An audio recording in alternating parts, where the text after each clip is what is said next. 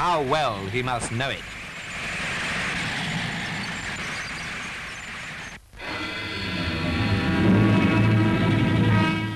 German army officers have revolted against Hitler, but they failed in the attempt to blow him up.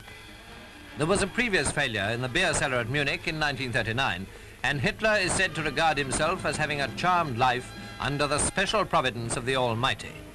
About that we shall see. But we should be wise not to expect too much, such as the immediate collapse of the whole Nazi regime, out of this new attempt. Such a thing might happen, of course, it will someday, but the fundamental fact remains that the German army has still got to be defeated in war if the lesson of these two wars is to be learnt once and for all by the German people. At the moment, the German people are still being fed on fantastic pictures of the present course of the struggle. Here, for instance, is an impression of the East Front fighting as given by the German UFA newsreel. A Nazi tank commander, whose sinister performance seems to be modelled on von Stroheim, has apparently been warned of the presence of Russian tanks. He makes some lightning calculations, the panzer troops jump to it, guns crackle, and in less time than it takes to tell the story, the Russian tanks are hit and blazing, and the Russian prisoners are coming in with their hands up. A round dozen of them. Quite like 1940, isn't it? Especially the confident, arrogant look on the faces of the German tank men. It makes you marvel at the credulous character of the German people. You remember the Crimea? This is the German story of their heroic defense, shooting down Russian planes galore.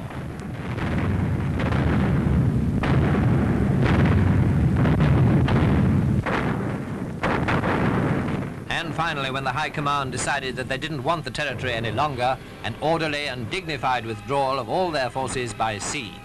4 boatloads of them.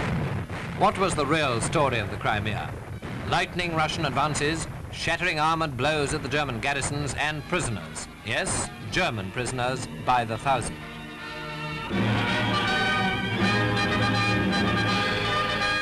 These are the Russians entering town after town, and those are German prisoners.